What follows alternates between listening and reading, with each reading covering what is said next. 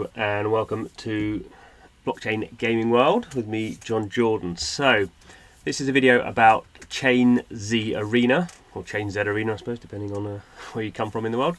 And this is a fairly new blockchain game that has been released, and it's actually come out on or supporting 3 blockchains, so Tron, EOS and Ethereum.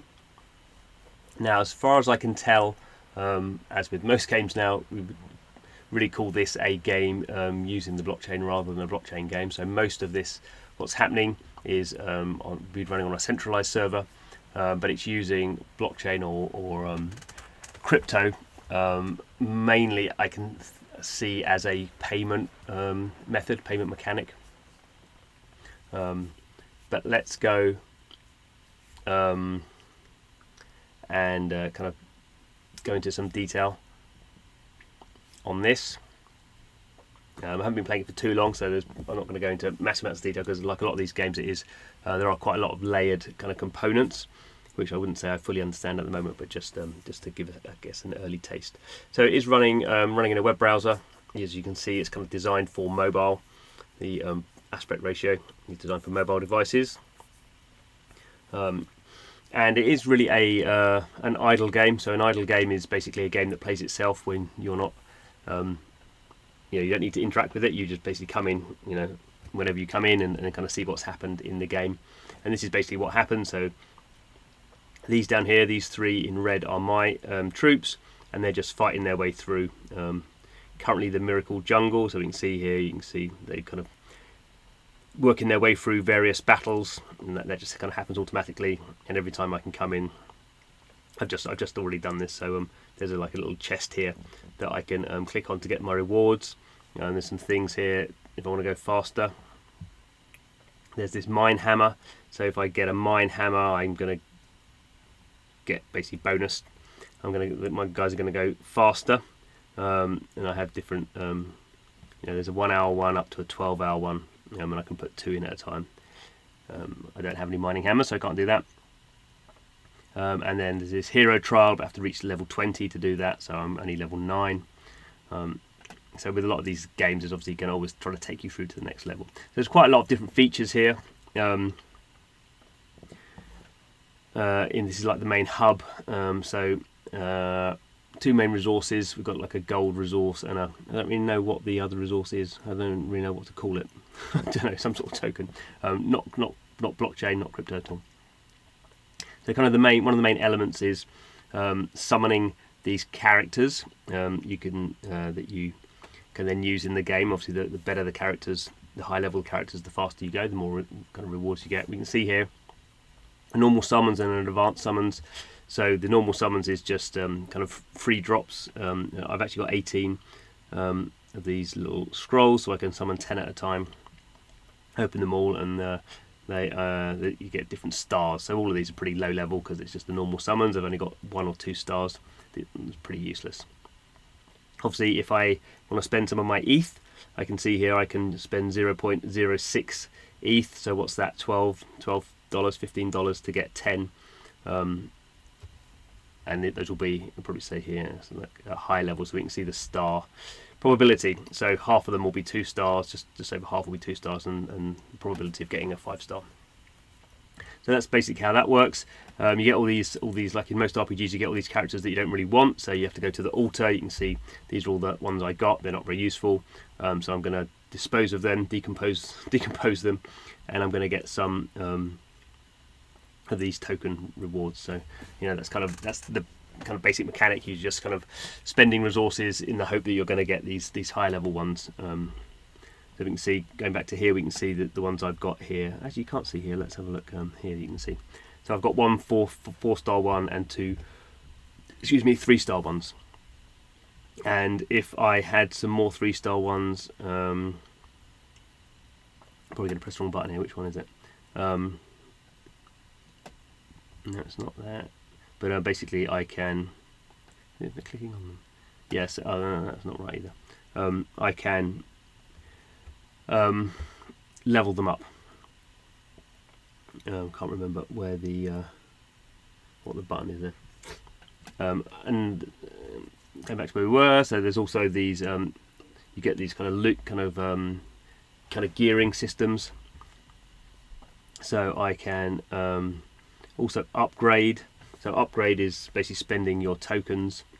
So it's a pretty straightforward upgrade system. I can just keep doing this, using up my resources. I can equip some stuff, so I've got a pretty low level equipment at the moment. So let's upgrade these guys. You can see all their stats are going up. They also have skills. No idea how that works. This is evolving. So looks like I need 3 2-level characters and 1 3-level character to upgrade this 3-star character to a 4-star character. So that's how the evolution kind of system works.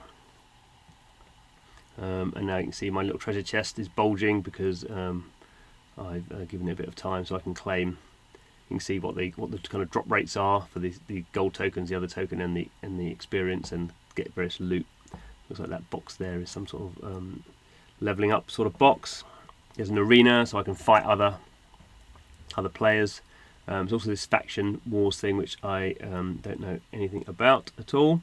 But we can see, for an idle game, it has quite a lot of features in it. It's not as deeply featured as would be a proper RPG or a 4X game where it has kind of alliances, and I mean, those factions are alliances, but it doesn't have that deep kind of building mechanic which often you have in these games. But it does have these other things. So there's the forge. So there's the forge where I can obviously create these items. Again, in a bigger RPG, you'd have a much deeper kind of a gearing system. There's only four different slots there, but I mean that's enough. This is an idle game after all. And there's other things here. So there is, I can kind of gamble. So do I have any tokens? Looks like I don't have any tokens. But if I wanted to, I could spend some of my crypto. Here's a boss brawl. So this is interesting that I can enter this in order to win some rewards in the game. This is another currency, but I'm spending, in order to access this, I'm spending crypto. I should point out this game does. I'm playing this on attached to my Ethereum wallet, so that's why it's giving me all the prices in Ethereum. If you play it with Tron or EOS, obviously it kind of defaults to those, whatever wallet you've got attached to it. So there we go. ChainZ Arena. Mainly, I think the audience, anecdotally, I would say the audience is mainly coming from China. It's actually pretty stronger on Tron than EOS and Ethereum, and the kind of Tron audience is mainly coming from kind of China, Greater China region. It's actually doing fairly well. It's attracting a reasonable amount of daily active unique wallets, and obviously you say the reason this is because it has a fairly deep kind of system, and also you don't need actually to have crypto to play this. Obviously, for us to be tracking what's going on with the blockchain, people would have to be interacting with the blockchain for us to be tracking it. So I'm sure there are many more users who are playing this who we can't count because they're not interacting with the blockchain. There is this one as well. So this is looking like a prize pool. So we can see how much crypto is in this. So 52 from almost 53 ETH. What's that? 43,000 EOS, and I'm not even going to try and do how much Tron's that. Is that like 2 million to 1.7, 1.8 million Tron?